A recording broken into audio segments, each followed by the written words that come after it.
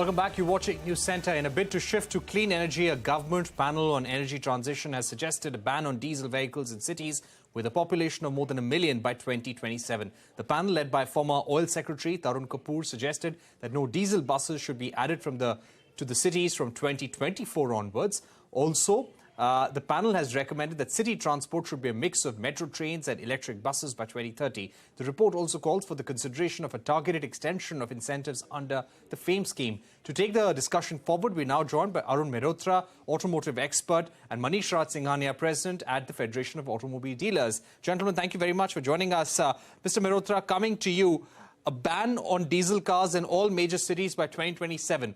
Is this doable? Will mandates work? And is this too harsh for the industry?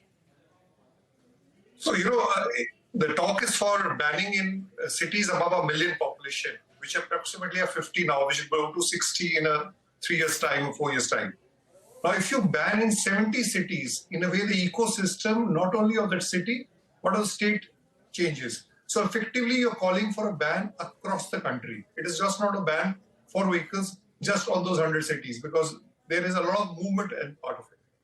Now, there has been a shift clearly in the passenger vehicles from diesel to petrol or other energy fuels, because the diesel used to contribute 33%, it's contributing 18%, and it is sliding. And most of the companies have also added petrol in their portfolio. But the one moot question is, in the norms, the real driving emission norms which were implemented from 1st of April, which talked of major investment, there was a lot of investment done in diesel vehicles. So that's added to the cost. So clearly in passenger vehicles, I'm not saying the market will collapse, but it will be a difficult decision to implement because a lot of investments have gone in. But I think the bigger problem at the moment is going to be in the heavy and medium commercial vehicles, where the ratio or the mix of diesel is still very, very high. I don't know how the transition happens, although we're talking of electric vehicles, LNG, doesn't seem a possibility. So clearly possible, but this is a disruption which is happening. But I think the industry will bear through it. Right. You're saying it is not impossible, but it will be a disruption. Manish Raj Singhania, give us a sense of the offtake of diesel car sales. When it comes to large SUVs, diesel is still the choice of fuel for many, many customers.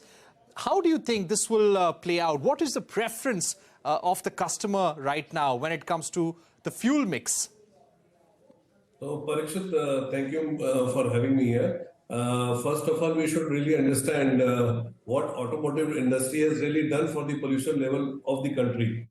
We skipped BS4 to BS6, and now we are already into BS6.2. So automotive industry has totally skipped BS5 stage, and we came directly to BS6 stage. And we have been complying to all the mandate and all the regulation of the central government.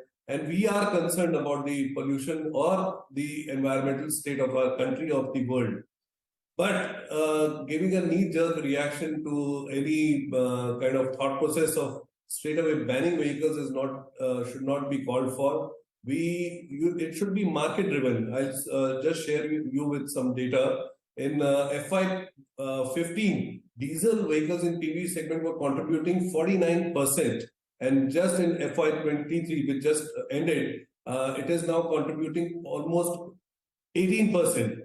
So that's a big, big downturn for the diesel vehicle. So market itself drives itself. People really understand. Customers are also very much aware. Now, in a few years back, they didn't have any options. Now there are a number of options, right from hybrid vehicles, right from CNG to LPG, petrol vehicles, as Arun already said. All the OEMs are now offering a range of petrol vehicles available to the customer. So if you give options to the customer, the market dynamics almost automatically drive the change. So just banning every vehicle has its own specific use and purpose. And we are already complying to global standards now. We are in fact ahead of a lot of countries compared to complying to BS 6.2 norms. So just banning is not the solution. We should have a definite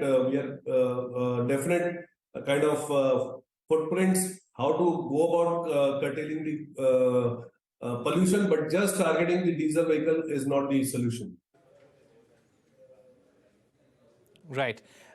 Let me come back to Mr. Malhotra right now.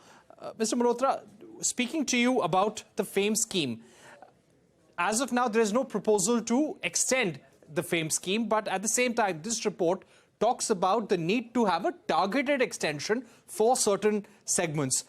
Would you consider it important to continue with the FAME scheme? Because there is also a view in the industry and the government that subsidies cannot continue forever. You have to pull them off at some point. So if you look at the FAME scheme, a year and a half back, the FAME scheme was going nowhere. So the government came out with a move that they increased the subsidy amount. If you look at it, the FAME scheme has only worked in two-wheelers.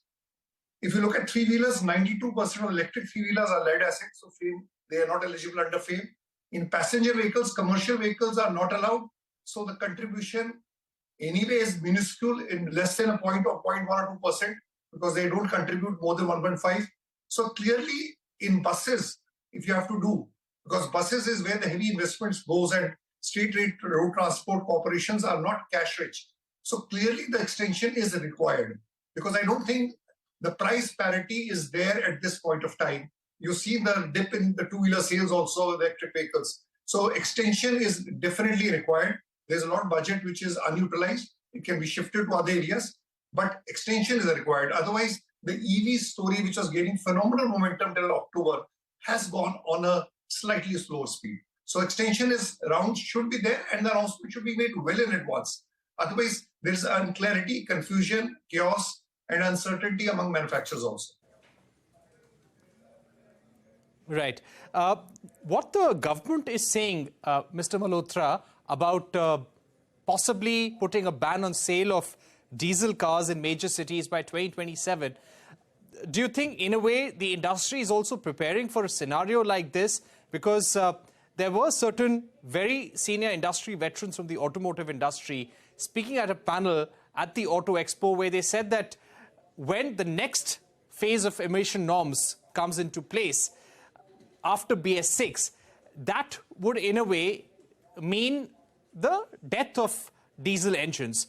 Do you also feel that the industry was also working towards a scenario of moving away from diesel in any case? So you're absolutely right, Parikshit. The trend has already started. And clearly a lot of companies which have only diesel in their portfolio, they're introducing petrol. And the next norms which come in 2027, the RD new norms which will come in, it will make diesel very unviable. So clearly the industry leaders have that in mind. But I again want to say it is not a ban on 50 cities. It is, I take it effectively, a ban for the entire country. And then this signal and this message will go to the customers from now onwards. So that will again spiral off to a vicious cycle. So diesel is going to be on a very, very challenging, very tough footing as times to come. It's already 18%, but it will start dipping again. But as I said, the problem is basically bigger in the buses segment more than the passenger vehicles. All right. You're saying, yes, the problem will be bigger in the bus transport segment because the EV offtake, the way we've seen it in two-wheelers, we've not seen it in buses so far. The state transport units are still a little hesitant when it comes to inducting buses. There's a high cost of acquisition as well. Diesel is a preferred mode of transport in that segment. So let's see how that transition happens. Mr. Malhotra, Manish Raj Singhania, thank you very much for joining us. Unfortunately, we've run out of time, but thanks once again for being with us here on News Center. Thank you, Parikshit. Thank you, Parikshit.